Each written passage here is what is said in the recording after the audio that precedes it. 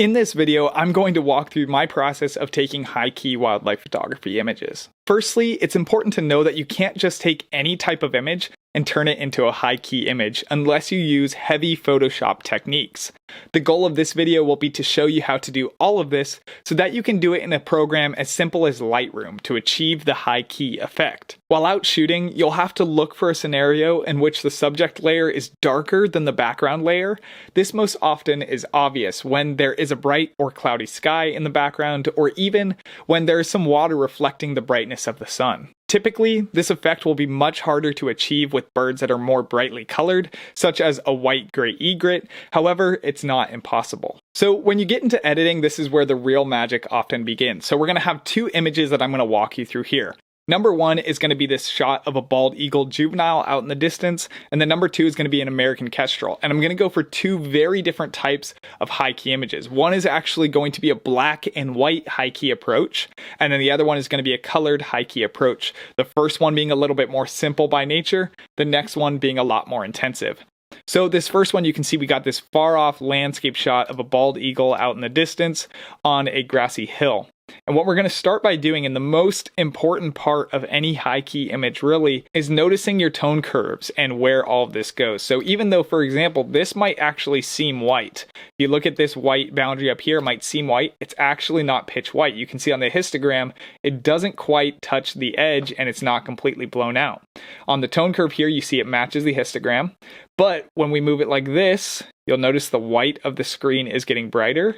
And suddenly, we just got it totally blown out and overexposed. Now, how can you also notice this and check this? There's some hotkeys you can do to kind of pull up what the high key parts of your image are, what the overexposed parts are, but also even as simple as here on the histogram, you'll notice that as soon as I got rid of those whites, it moves, and now everything else is the max value on the histogram. That's how I know I really got rid of those whites right there. So now that I've created this high key type of image, what I can do next is, in this case, like I said, we actually want to go for a very sharp black and white contrast, which is going to look a little different, but going to look pretty cool. So what I'm going to do next is I'm going to pull this to where it's a complete drop off. Basically, you just have a single level of pixels within this.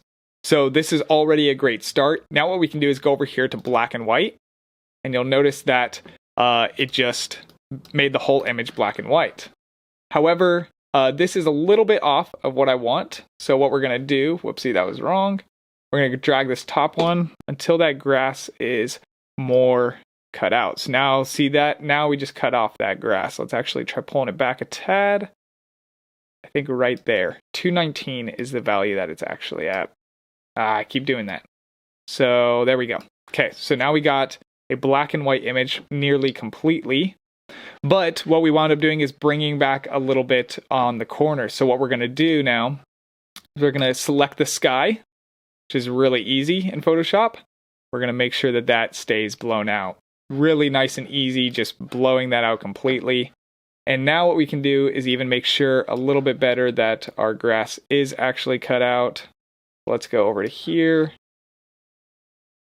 And now, boom, our grass is cut out. And this is pretty clean. It's not completely clean, but this is the quick version of how you would kind of create this kind of high key effect. And what you can do is kind of just crop it in, anything like that. And now we've got a high key silhouette, kind of landscape image, kind of cool. But again, this is a lot more simple and a lot more basic. But let's dive into something a little bit more advanced. Again, we're not going to be doing any photoshopping, but there is plenty you can do in photoshopping for days when you're working with high key images. But this is, again, a beginner's kind of high key example of what to do. So we're going to start by getting this kestrel exposed to a level that we like a little bit more. So let's start with that. What we're going to do next is bring up the contrast quite a lot.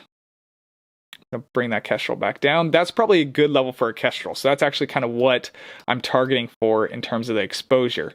But the trick will be, how do we get rid of everything else behind it? So once again, going to go to our tone curves and blow out those whites. See how there's a little bit of the white still not quite overexposed here. And you can see it on the tone curve. As soon as we move that in front of it, it just drastically pulls out those whites and makes the whole image very nicely high key, pretty much, to where this kestrel is almost completely isolated now by a white surrounding and background. We just want this twig in focus and the kestrel, this twig exposed and the kestrel exposed. Next, I'm going to move this into a crop that I like a little bit more, something more like that, maybe a little bit higher up. Yeah, somewhere more around there is what I want to be going for. But now we need to get rid of all this stuff in the background. So we're going to try a couple of different things to do this. So we're going to select a subject. So first with the subject, we're actually going to darken it quite a lot. That way we can go out and brighten everything else up to the correct level. So see how now our subject is darker than the surroundings around it.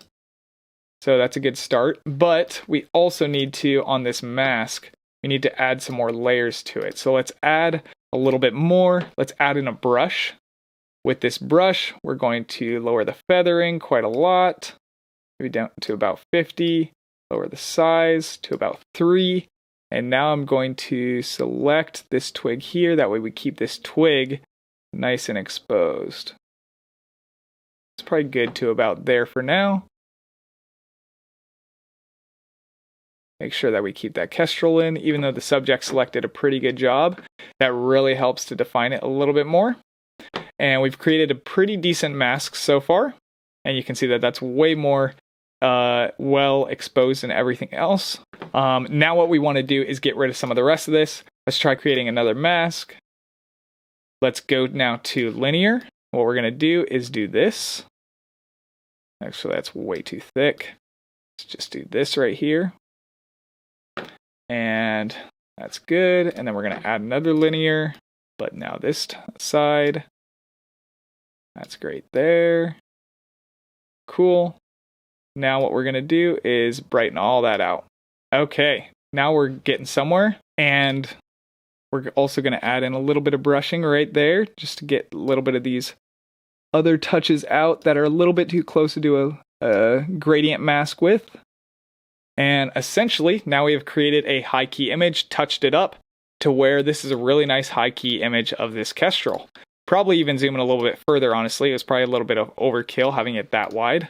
Something like that would probably be the right amount of crop on it, but overall, that's essentially how you would create a high key image in Lightroom without any photoshopping needed. Again, you can do this way more in detail with photoshopping, but this is how you would do it in a more natural scenario that's more oriented towards being a high key image. If this video helped you out, I'd appreciate if you show me that you liked it by smashing the like button below. And if you feel compelled, I'd be honored if you even subscribed to the channel.